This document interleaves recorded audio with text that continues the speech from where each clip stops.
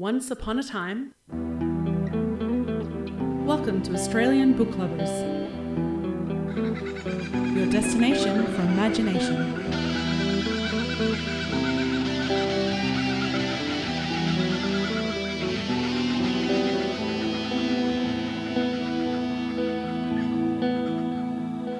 Australian Book Lovers acknowledges First Nations peoples and recognises their continuous connection to country, community and to culture. We pay our respects to elders past, present and emerging, and honour the sharing of traditional stories passed down through generations. We're committed to a safe and inclusive welcome for authors and readers of all cultures and backgrounds, including people of LGBTQIA+ communities and their families. At Australian Book Lovers, our mission is not only about celebrating and sharing fabulous Australian and Indigenous authored books of all genres with readers around the globe, it's also about finding fantastic resources and information for authors looking to write their own book, or two or three. And what better resource than getting into the writer's room of some of these authors and asking them to share their experiences. So we're in episode 151 and I am Laurie Bell, your co-host for this evening. Science fiction and fantasy author, blogger, short story and flash fiction writer, and big lover of all things sci-fi, and we get to talk sci-fi tonight. We don't even have to pretend that we, love it. We just love it. Okay. Right. So I'm Veronica Strachan, aka V.E. Patton, a science fiction, fantasy, memoir and picture book writer, and coming to you today from the fabulous Wurundjeri Woiwurrung country down here in a very chilly Victoria. As am I. As is Laurie. And we're exploring, and I put a challenge out to some of our speculative fiction authors to say world building and alternate realities. What does that look like? So we're going to look at the amazing worlds of Alistair Conwell, Clare Rhoden and Ishmael A. Soledad. So welcome everybody. Hi. Thank you, Veronica. Great to be here. Thanks for having us. All right. Before, I've got a little quote from Gautam Bhatia, who wrote in the Bombay Literary Magazine a really great little article about speculative fiction and world building. But first, let's introduce, first of all, Alistair Conwell. So, Alistair, welcome. And whose country are you coming from tonight? The Wujak Noongar people, because I'm based in Perth, Western Australia. Brilliant. And there are some fantastic writers over there. We've interviewed a few bodies there. So let me tell you about Alistair's bio. He was born into a Eurasian family in India, but grew up in, as he mentioned, WA, where he lives. In his 20s, he spent 3 years travelling through several countries and has postgraduate degrees in psychology and business communication. He has two non-fiction books, Soul Comfort and The Audible Livestream, but Circadian Web, a sci-fi adventure, is his first novel and was released worldwide by his UK publisher in August. Now, that would be, of course, August last year, yes? No, August this month. year. So just August last month. Okay, Wow. 2025. So exciting. Hot off the press, because that's right. You did get in touch with us very early, which is great. Now, let me tell you about the blurb for Circadian Web. So across 4 disconnected timelines, a freelance writer, a Tibetan Buddhist monk, a Latin tutor and a science teacher each hold subconscious secrets. Events in their lives make them question their deep-seated beliefs. Mysterious women could hold the key to finding answers to each of their internal conflicts or be intent on pushing them down the rabbit hole. Our subconscious can protect us from traumatic memories, but the truth cannot remain repressed forever. It weaves together science fact, science fiction, esoteric spiritual themes, and psychological insights. So we're looking at time travel, dystopian visionary mystery, philosophical thriller.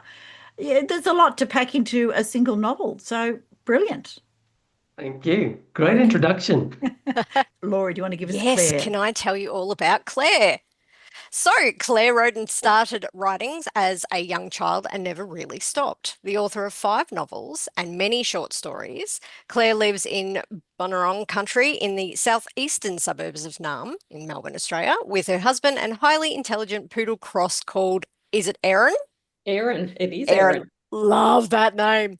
Clare's writing is inspired by society, culture, and the march of history, but mostly by dreams. She also loves studying. Clare began her working life as a speech pathologist and studied her way through a few different careers. She has a Bachelor of, is it a Bachelor of Applied Science in Speech Pathology, a Bachelor of Arts Honours, a grad dip, Professional Studies in Education, a PG certificate for Leadership in Education, an MA Creative Writing, and a PhD in Creative Writing. My So we goodness, should be that's a lot calling of you study. we should be saying Dr. Clare Rhoden at We this should stage. be saying Dr. We're far Clare. too familiar. Sorry, Claire. At times, she's been a speechie, a study skills advisor, a university tutor, and the manager of the University of Melbourne's transition program. Later, she was the head of one of the University of Melbourne's Student Services departments, a lecturer in English at the University of Melbourne, and an advisor to the university's learning management systems. I am so sure we've met several times, Claire, but I think moving so, on. Laurie. After all of that, because I'm a Melbourne uni girl myself, Yes. after all of that, she became a story dog volunteer, a reviewer with Aurealis magazine of science fiction and fantasy, and a feature writer for the International Historical Novel Society. She is passionate about learning and reading and writing and family and dogs, of course, plus cats. Aliens get a look into, which I absolutely love. And let me tell you about the blurb for the Chronicles of the Pale. So this is a dystopian sci-fi. Particularly a dystopian sci-fi fiction with heart, soul, and talking wolf dogs, which immediately hooks me. Okay, enter the world of the Pale, where augmented human machines dominate the post-apocalyptic world, safe inside their massive city, the Pale. Across the continent, the agrarian community of the settlement tries to make a good life for their precious children. Meanwhile, in the outside, the thoughtful tribes live on the land as lightly as they can, along with intelligent canines, canini? Yep. I want to go canini, and remnant species. All of them fear the rampant ferals, nightmare half-robotic creatures designed specifically to kill. When a human child fetches up against the gates of the Pale, will the human machines abandon him to the ferals? The chronicles are the Pale, the broad plain darkening, and the ruined land. So that's lots of fun robotics in there as well. And a great read. Definitely a great read. Lovely. All right. Thank you, Laurie. Welcome. So Ish, our final guest is Ishmael A. Soledad. Soledad, correct? Yes. All right. Ishmael lives with his wife in Meanjin up in Brisbane. Vegas, I should not say that. I said Brisbane is a beautiful city. Haven't been there for a while, but lovely. Now, Ish has been writing since 1996 with many short and flash fiction published prior to approaching Temple Duck Books with his debut novel, Shakert, End of Night. And I should have looked up which episode that was. It was a while back, Ish, wasn't it? Yeah, it was about 2 years. 2 years, yeah. Yeah. Well, I know what you've been busy doing because you got the next one out. All right. In that multi-perspective first-person point of view, Ishmael's writing is genuine and heartfelt, insightful and raw. He weaves a tale of desperation, isolation, separation, and ultimately discovery that manages to comment on the ills and obligations of modern society while screaming at us to find our own reason for living. So Ishmael has, of course, been interviewed by us before and featured in the Canadian webzine, The Quarantine Review. So here's the blurb for his next book. You can see, can't you, why I've got you all together. There's this thing happening where there's, some deep thought about society and where we should or should not or are going. Okay, this is the blurb for Diathesis. Maria Rodriguez's parents were not who they seemed, and so the girl is raised apart from them, hiding without understanding. As she grows into adulthood and becomes enthralled by environmental activism, she meets a man whose genius is tempered by his questionable ethics, coming to learn that the lines between what is right and what is necessary are so easily blurred. Philosophy, ethics and science are at odds as a disparate cast of soldiers, technicians and explorers clash in the maelstrom surmounting the Ismid Project, Earth's first crude interstellar probe. Some will seek validation for past wrongs, others revenge for festering pain, some merely a meaning to their existence, while others will stop at nothing to see their genius brought to life. These lives are mapped with sympathetic immersion, narrating a multivalent trajectory that will see a future cut short as the ISMAD launches, or as the ISMAD launch looms. So we're looking at, dark sci-fi, environmental activism, medical ethics, human nature, and the meaning of life. Some small things to do on a cool evening. What else would you want to be talking about? Ish, your traditional owners, please. Where are you tonight? The Quandamooka people here. Fantastic. And also a call out, if I could, to the Woolgoorooga Bar, because I lived in Townsville for a decade or two. So Beautiful. if they're listening. Yeah, fantastic. I hope that many bodies are listening. Now, you may, of course, having listened to some of our podcasts before, know that Laurie and I run out of questions. So hopefully you're not on any time constraints. We've got a couple of curly ones and a couple that I didn't actually send to you, so we can sort of throw some spooky ones at you. We're going to start with an easy one, Laurie. What do you reckon? Oh, yeah. Go on. Go on. You find an easy one out of this list. All right. Well, hopefully this is a little close to your heart. And I'm going to ask you, we'll start with you, Alistair. Tell us a little about your fictional world. How did you choose what to include? What for you is a must?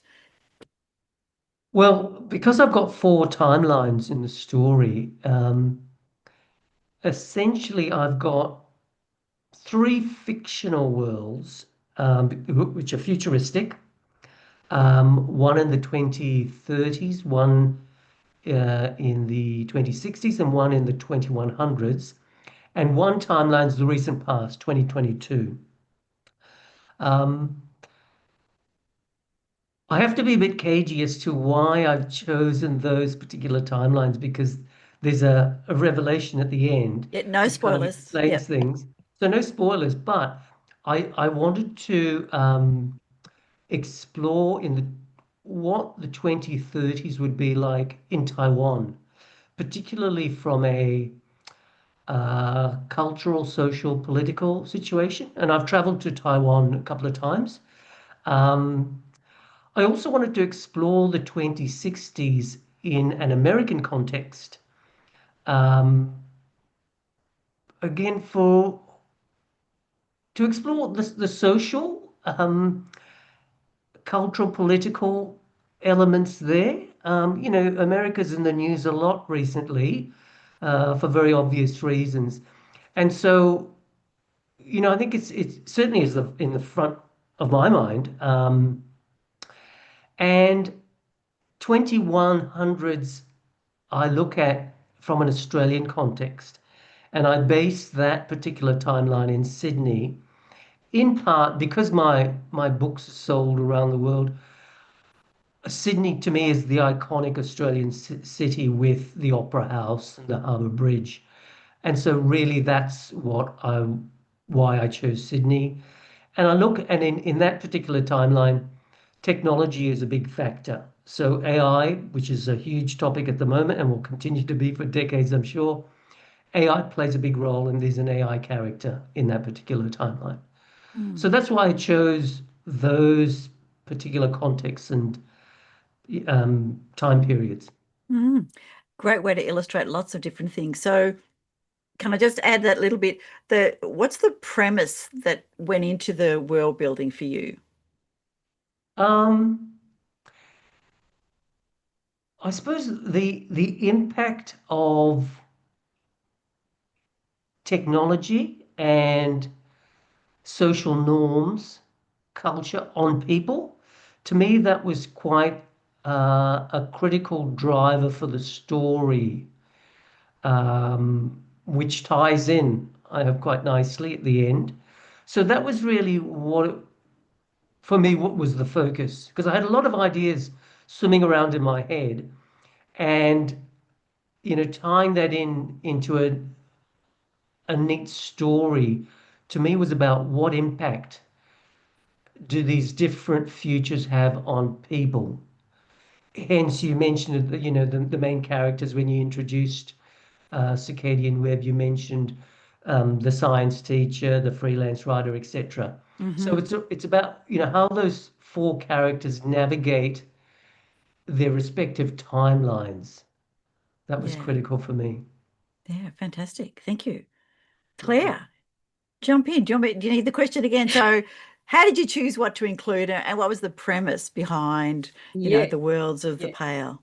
the world. So, interestingly, contrary to what Alistair said, where he's looking at how technology and progress impacts on people, I was looking more on how people impact on the world around them. So the effect of humanity on the natural world and on each other. So in a way, I've extrapolated from reality and chosen a few different ways that reality might play out. So I've got the people who are relying on technology shut away in their walled city, trying to control everything. And I've got the people who believe that you should, walk together on the land and be gentle with it and look after it and nurture it. They're, of course, shut out there with very little.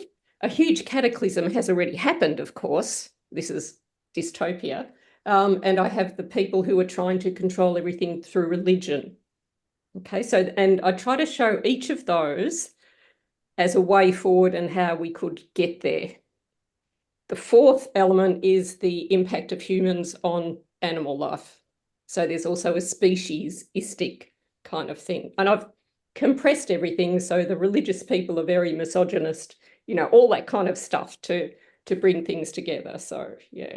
And the ferals are the impact less of artificial intelligence than biomedicine, because they are machines that are also somehow alive. They keep replicating. You can smash them into pieces and they just create more killing machines and come after you. So it's kind of like it's the ultimate weapon, and we've destroyed our planet is the basic kind of underlying thing. But it has a happy end. So A little hope at the end. I mean, with all of even that. dogs have been modified, so they have opposable thumbs, which is very handy because they can carry babies and all that kind of stuff. So Yeah. I do like that bit. yeah. Brilliant. All right. Ish, tell us a little bit of your world and how it puts together, what to include, etc. Yep. So Diathesis is the first book in a 6-book series, and this one is solely based on Earth, but the Earth of 2149. So world building is an extrapolation from what we have at the moment. It's pushing the world into a dangerous but not necessarily terminal position. And the whole purpose of the world building is to produce the motivation for the characters which underlie the story in this first book. So Maria, for instance, who's the environmentalist, she's pushed around basically emotionally and in her drives by her parents' experience as environmental actors, and also by what she sees as happening around her.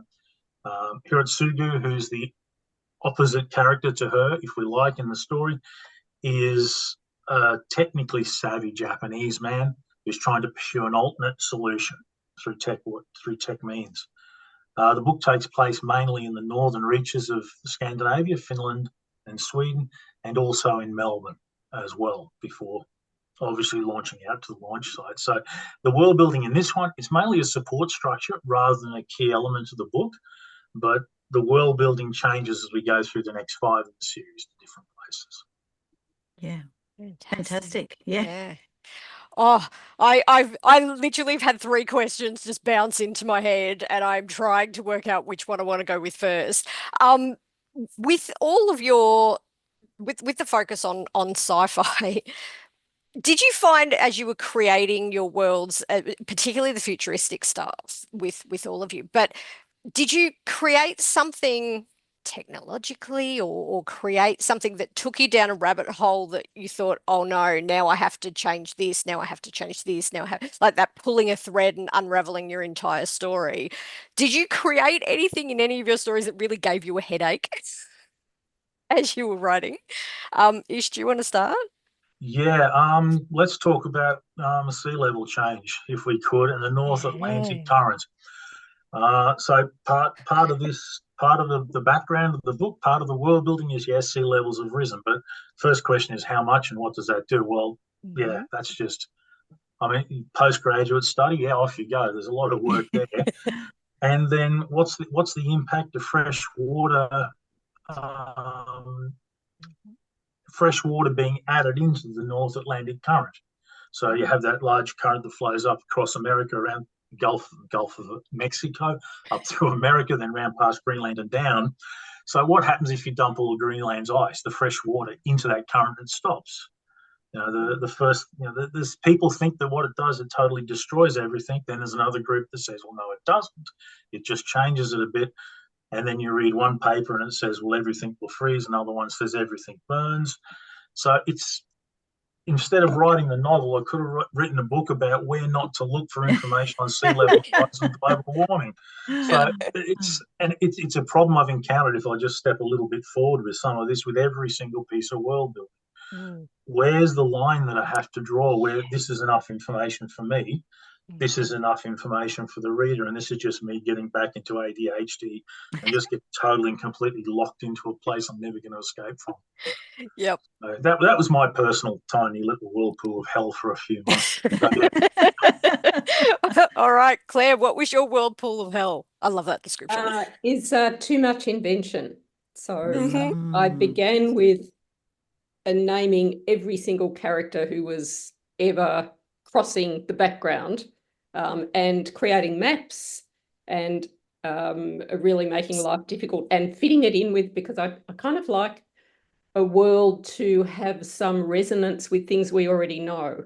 So even if we think about Ish's book, the child who can't live with the parents is hidden away. That happens in world legends. Christ isn't the real son of Joseph, and King Arthur gets hidden away, that kind of stuff. So there's got to be some resonance with ideas that we already have, but not too much that you overwhelm. So I think part of the job is the writer can get overwhelmed, and I hear you, Ish, but you can only present what the reader needs, enough so they're not confused, but don't drown them in detail. Okay, so I actually fell into the hole of liquefaction. Oh, wow. Because this happens in my book, but I couldn't use that term. And I think that the research or the knowledge or the invention that goes behind, I know who everybody in the tribes is, but I'm not going to name several hundred people in the book. But I created them all. They're there because otherwise the world wouldn't be what it is. It's very much the tip of the iceberg that you're presenting. You have to know it, or you don't sound as if you know what you're talking about. But don't give them too much. Don't drown them in detail. Yeah. And Alistair, what was your whirlpool of madness? I don't think I encountered a whirlpool of madness, I'm happy to say. It was once I knew what the story was, it came fairly easily. Where I had to sort of pause a little bit is in my 2100 timeline, the most futuristic, I have an AI character, which is a neural implant that people can choose to get that sits at the back of one's neck. And,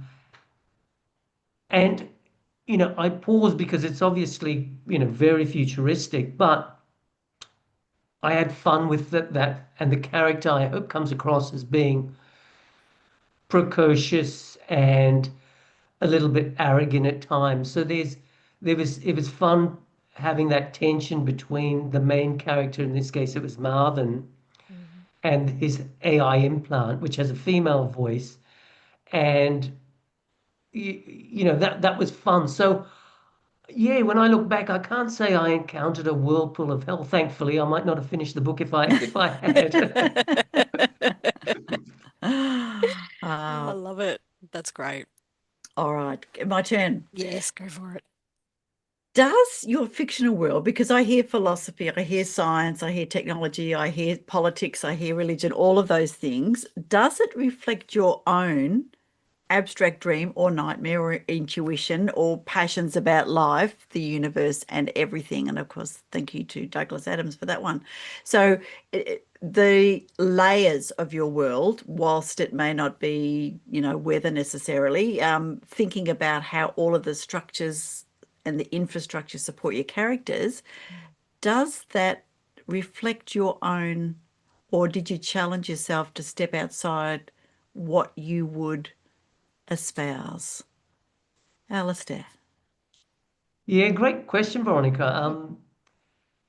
It definitely reflects my passions. You mentioned when you introduced me, I've written two non-fiction books which are about esoteric spirituality. It covers topics like philosophy, um, consciousness, death, um, and not surprisingly, they are key themes in Circadian Web.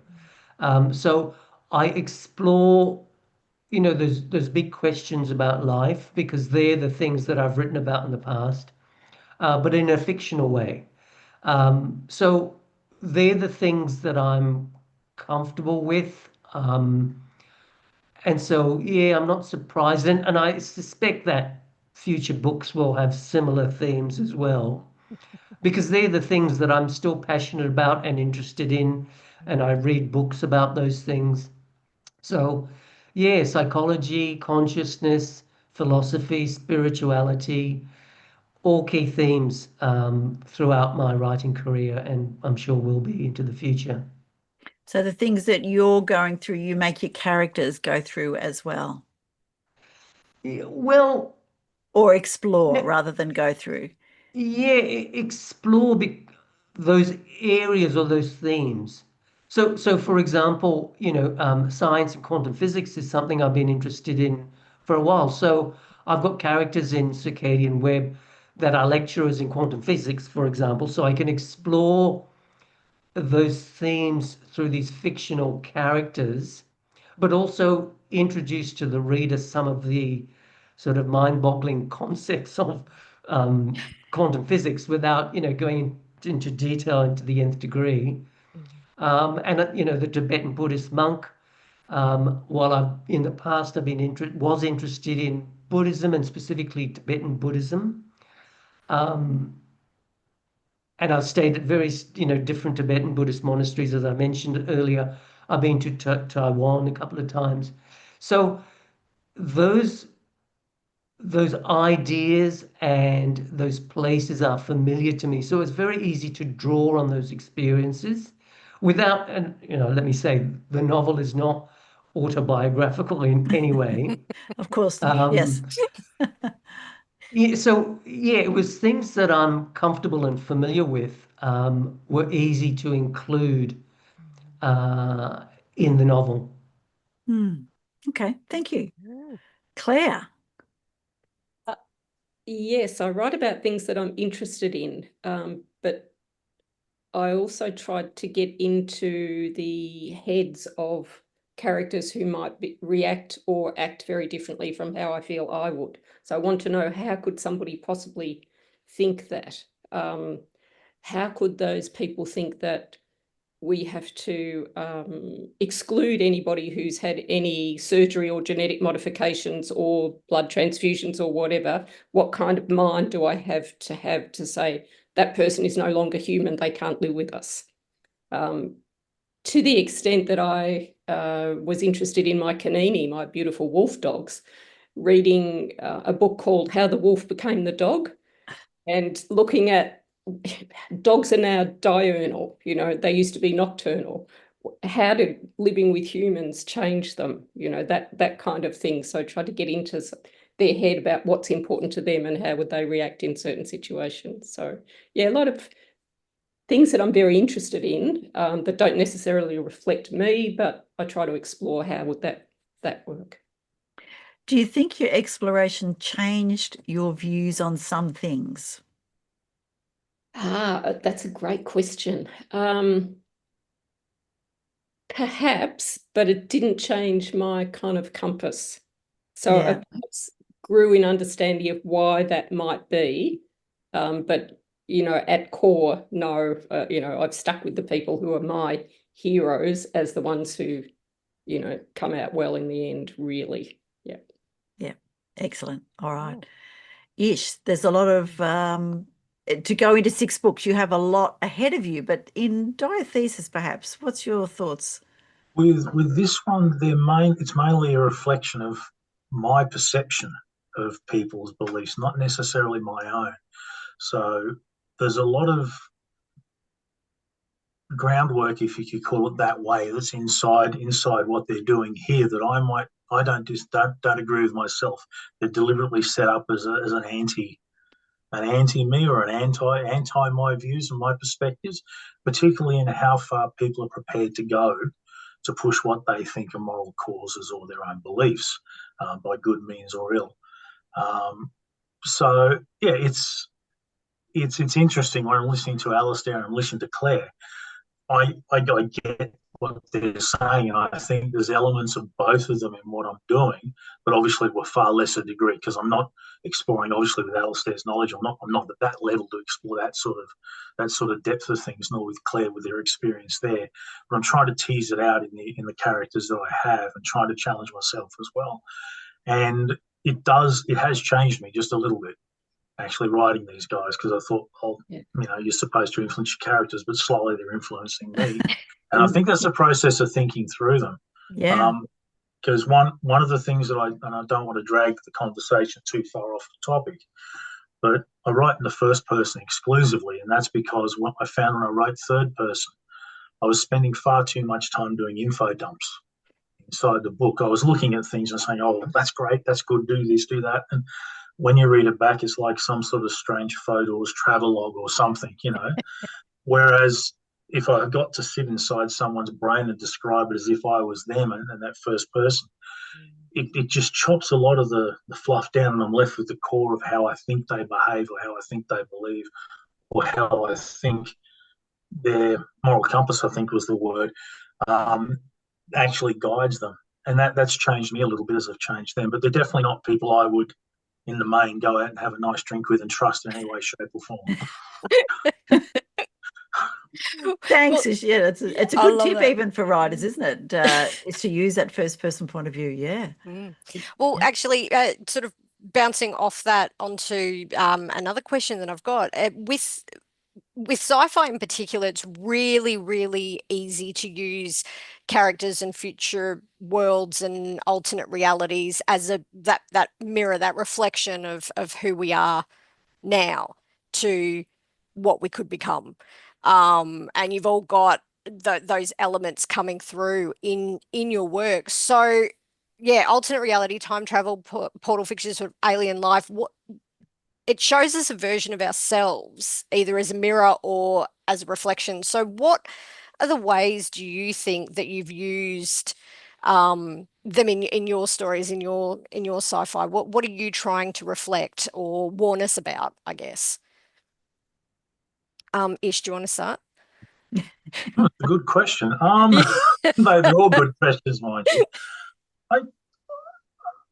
From a serious perspective overall, and it applies to Diathesis and through all the 6 books, the central theme is that no matter what, we're still human.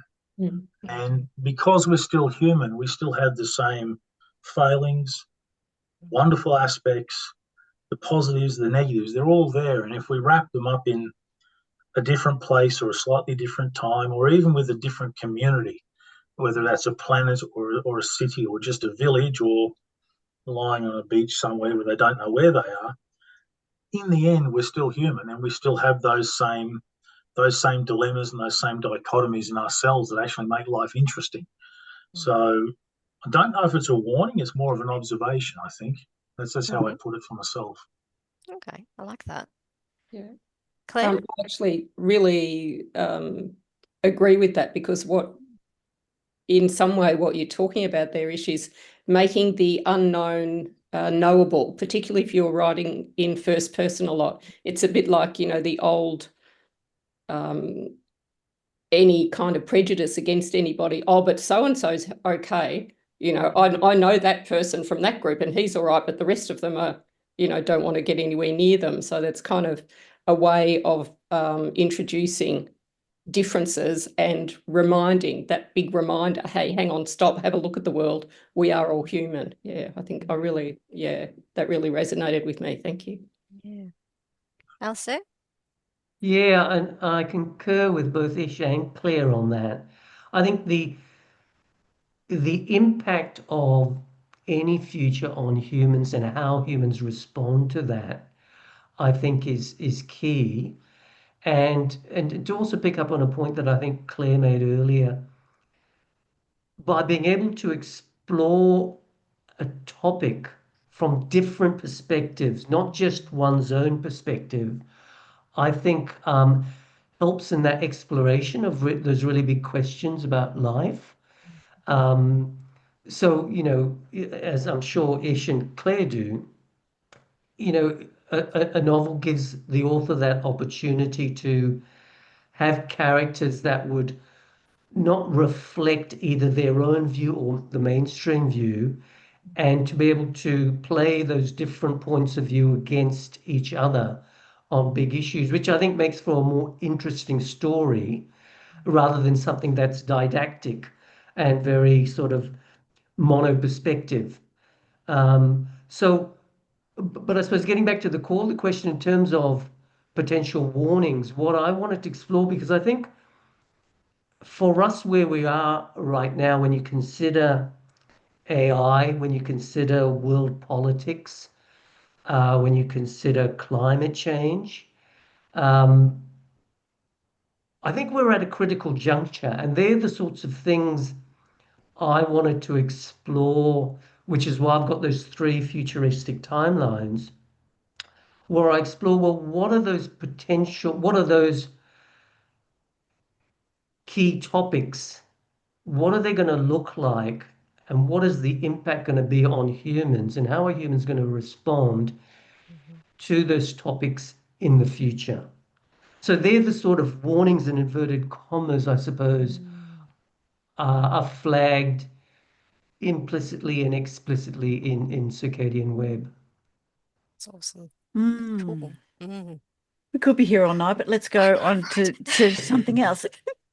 All that you've described, these incredible worlds and those kind of things, and it always amazes me that sometimes you'll pick up a book and it's immediately relatable. And, whether that's a mighty tome by Peter Hamilton or a, tiny Nightfall short story by Asimov, whatever that is. But what do you think as authors are the critical elements that make your story relatable so that people can see themselves in, not everybody, but so that readers can see themselves and think, oh, yeah, I get that. What works for you? Let's just mix it up. Claire, go. Okay, You be first. I think, and not just science fiction, any fiction, yes, there has to be something recognizable. For me, I use a few techniques like I don't describe the place as a start off. I pretty much always start off with dialogue so that we immediately enter a conversation, because I think that helps people jump in. So it's that, in the middle of the scene kind of stuff. So I think dialogue is really good.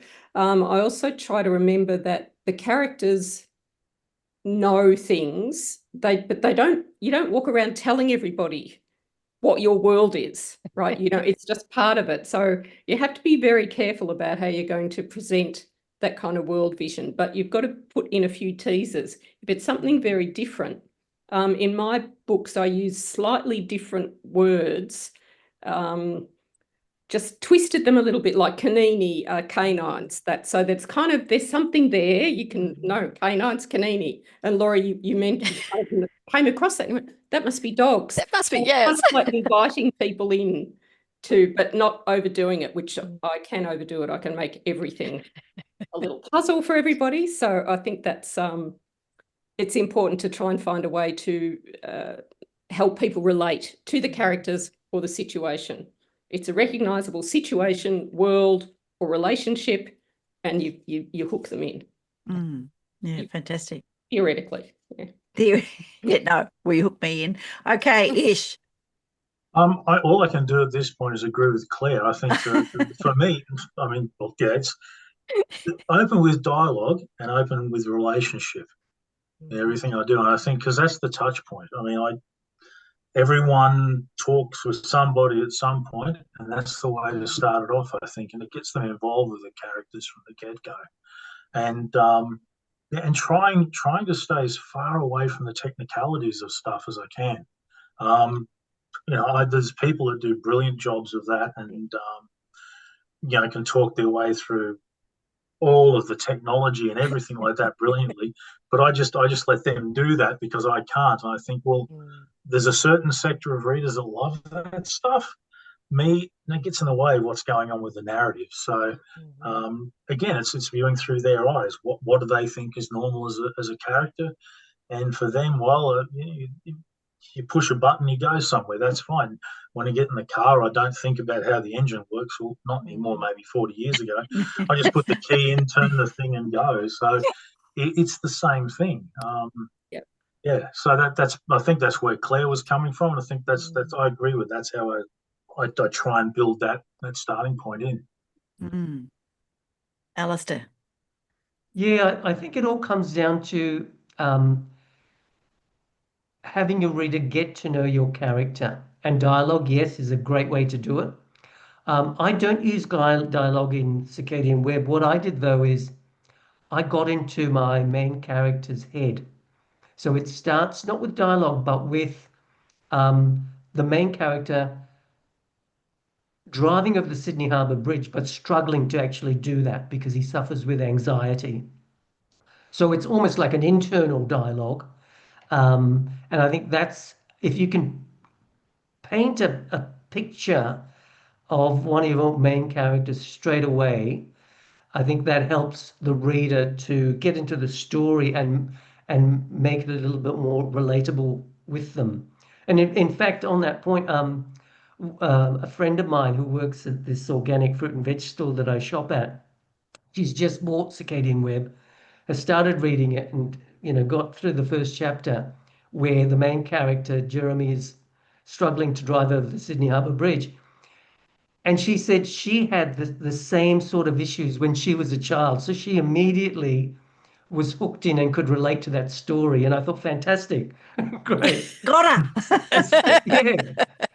So I think, being able to, paint a picture and get to know the character quickly to get the reader engaged, I think is key. I will actually ask this question of you first then, Claire. Okay. So you've all got some Australia in your sci-fi. So your setting, the futuristic setting, Alistair, being in Australia, having that what to you makes Australian sci-fi, Claire?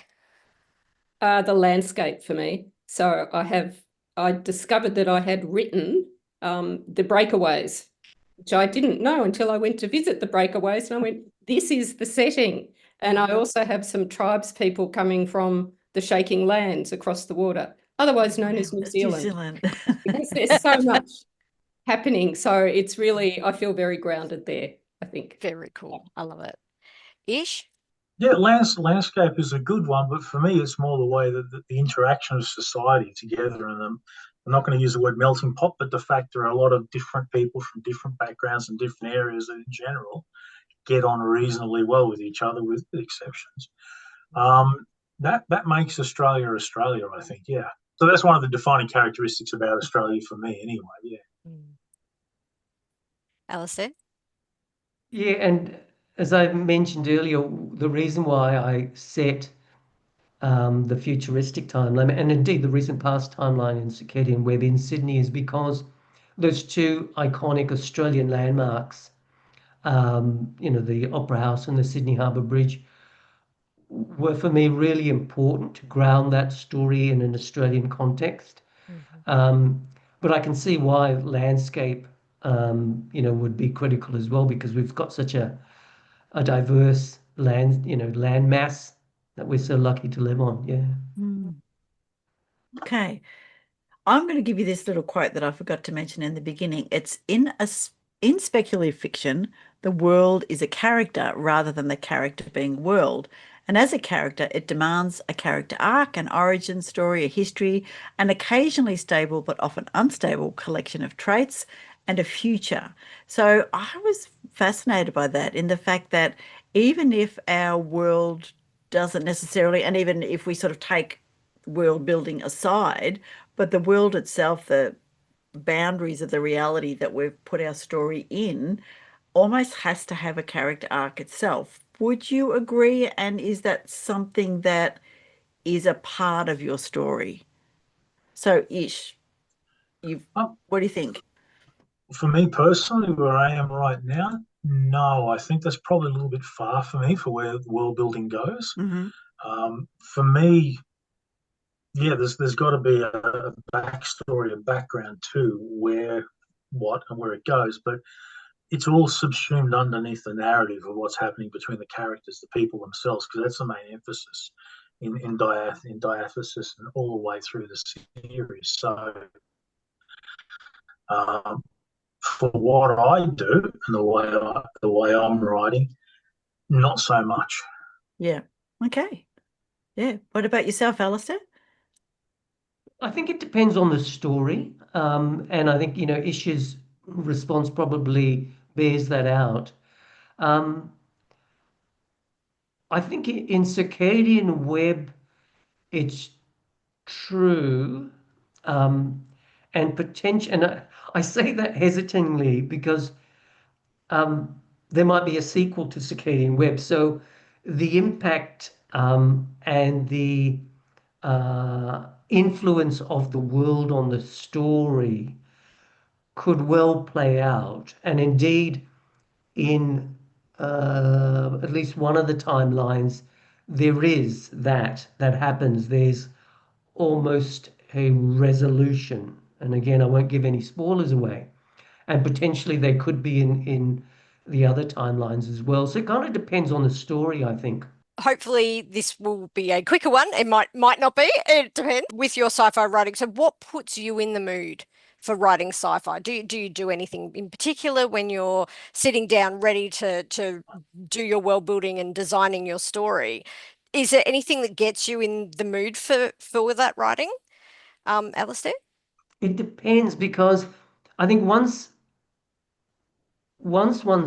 and again, I can only speak, from my experience, but once I had done my research and sort of got the hook into the story, there was a momentum that was very easy to actually sit down and work on it.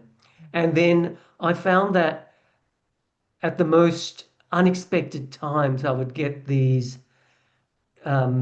inspirations. Like, for example, I like to ride my electric mountain bike. And I would find that I would get ideas while not thinking about the book, but just riding my e-bike. Mm-hmm. And then I'm a meditator, so I like to meditate each morning. And so when I'm supposed to be meditating, I would find I would get inspiration, dialogue would just come to me. And then after my so-called meditation, in inverted commas, I would quickly, either make notes or sit down on my laptop, etc. So I think as an author, one has to be open for inspiration at any time of the day and night, whenever it will come. Certainly based on my experience. Love that. Ishmael? Yeah, keep the notebook handy at all times. For me, I find that what I need is about 5 minutes of absolute quiet. So I don't know if it's coming towards Alistair's position of, yeah, a bit of meditation to help calm the mind and just center myself. But I personally, it's just trying to get rid of everything that's happened in the day. And I've found that it's a carryover from the university days. All my best work and writing happens somewhere between about 1 a.m. and 4:30 in the morning, which, yeah, it's very inconvenient and causes no end of arguments. But for me, it works because I don't know, the outside world is dead at that stage, and it's just me, the room, my imagination, and quiet. It's that's it. So yeah, sometimes I've come back maybe, or come in from the gardening and just hit the desk, or for a couple of hours. But that's seldom the way it happens for me. Yeah, I've got a collection of post-it notes with stuff on from random, but the actual writing, yeah, the quiet, the dark, it just seems to work. Yeah, that's good. Tell us then, what would your advice be for a new writer, for somebody who's just sitting down or just preparing, they've got a story in their head. What advice would you give them? So Isha, I'm going to say you would say get up, set your alarm for 1 o'clock and get a glass of water, or what would you give them? I'd probably say two things. Just write. Don't even worry about if you feel in the mood, if it's good, if it's bad. If people tell you write at midnight or at midday, just write. It's as simple as that. Because I think, Alistair, he works one way, it's successful for him. Every other author, everyone does it just a little bit differently, and there's always something that clicks with every individual. So the first thing is just write. Just do it, whether it's a pen, a computer, whatever it is, your mobile phone. I know people that do the whole thing on that, the text notes or the keep notes in their mobile phone. Maybe not the best way of doing it, but if it works for them, that's great. And the second piece of advice is Ernest Hemingway. First draft of everything is, don't expect it to be perfect when it comes out of your pen or your fingertips. Just do it and look back later when you're finished. And that would be it, yeah. Yeah, good advice. Yeah, Alistair, what would you suggest? One of the questions, because I run a couple of free kind of workshops, meetups for aspiring writers, and I often get asked, where do you start, a story? And one of the first questions I ask people to ask themselves is, what is it that's motivating you to write? Is it a particular situation? Is it a character? Is it an event in your own life or someone else's life that you're aware of? And I think if one asks that question, I think it can help shape the story and provide some direction going forward. The other thing that worked for me was doing some research, whether it's research on characters, on AI, on quantum physics, etc., and just making copious notes. Because to me, once one is doing research and making notes, that's when the writing is starting. And within a matter of weeks, when I started Circadian Web, I found that I had about thousands of words already written. They were just sort of haphazard, random things, but they were just ideas that got me into the act of writing. As this is, just write. And once you're doing that research, you've started that writing process, so it kind of builds up a habit as well. And I found that really useful, because in making notes, you're practicing that skill of writing. Yes, the editing and the polishing can come later once the story's there, but just getting into that habit of just writing, even though it might only be research, you're building up that habit. So there are a couple of things I would certainly encourage people to do when they're starting out. Love it. Well, I think have we reached the end, Veronica? I can't believe we've got to I know, we're there. Do you think we could squeeze in, if you were transported to your favorite speculative fiction world, whose world would it be? Where would you go? Where would you go, Ish? What's your favorite? That's a good one. I've never thought about that. Okay, this will get me in a lot of trouble. I don't even know what the world is, and I'm going to use the words I never thought I'd ever use, which is DC Comics. Because I went to a movie once with my cousin. He made me go, and basically at the end of this DC Comics movie, I think it was the Avengers, there was this guy with this big, see, this is how bad I am with pop fiction. I've got no idea. With this big glove with all these stones that everybody had to get. And he was living by himself in a wooden shack, and the whole world was just green pasture and him. And I think that's the place I think I'd go to. That or Willy Wonka's chocolate factory. All right. So now we're going to say to Ish, it wasn't DC Comic. In fact, it's Marvel. It was Marvel, but yes. And what's that character's name who has the? That's Thanos. Thanos, there you go. Yeah, that's really big, heavy set dude. Yeah, well, tell your cousin to take you to the last one of the series. Good on him. But anyway, okay, good. All right. What about yourself, Alistair? Look, this is a difficult question because a lot of the futuristic worlds are so troubled and dystopian that who wants to go there? So I'm not sure I would want to go to this particular world, but one sci-fi book that really I thought was fantastic. It was published, I think, back in 2002, called Altered Carbon by Richard Morgan. Oh, Interesting. yeah. While it's a very violent, because it's a crime thriller, as you're obviously both aware of, Uh-huh. but I'm not sure I actually want to go there, but I thought the actual premise of the story was so clever that, consciousness could be transferred or re-sleeved, as I think it's described in the book, into different bodies. I thought was fantastic. Mm. Even though, as I say, it raises all sorts of ethical and moral questions, just the premise of that futuristic world I thought was just brilliant. Yeah.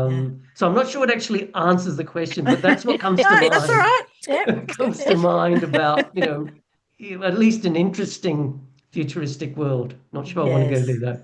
Right. No. Maybe for a short time. Yes. Yeah. Yes. Maybe just one lifetime. Laurie, I'm going to ask Yes. you, where would you Yes. go? Oh, see, you're getting me there. It would have to be Star Wars. It would have to be, into space with magic, as well as just there's some good places. There's a lovely beach. There's a lovely lake. There's some great places in the worlds there, but Yeah. it's certainly not a desert planet though. That No. that would not be a choice. No. Okay. What about you, Veronica?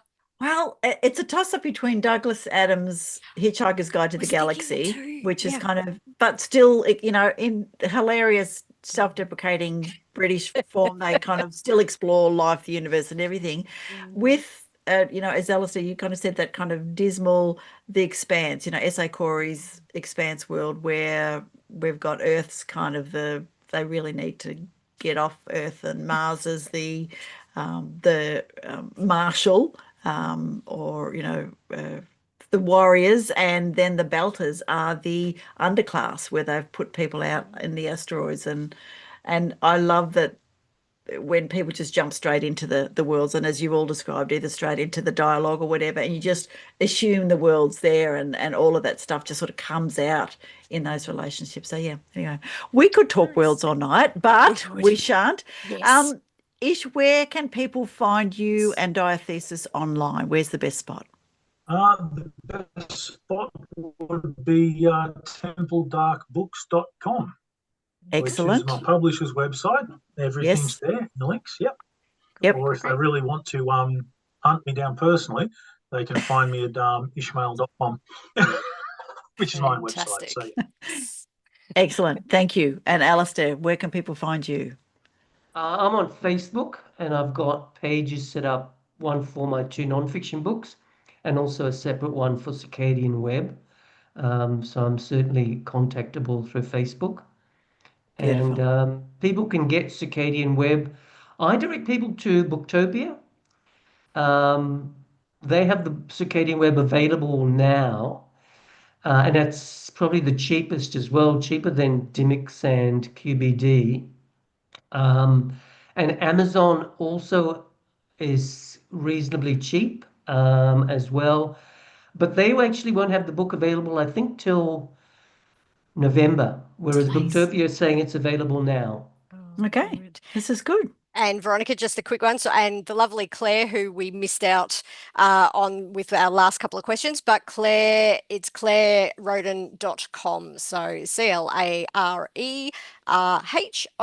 ClareRhoden.com is where you can find Claire. And Yes. I'm pretty sure she's up online as well. But anyway. She is, yes. And you'll see a lot of her dog on her social media. So, yeah, been out walking them.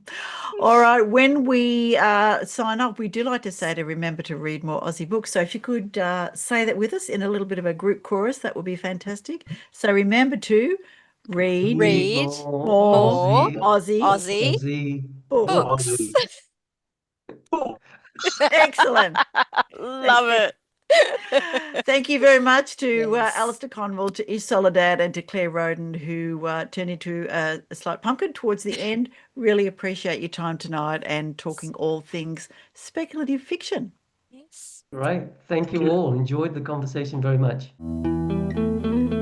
Let's meet again. magic happens.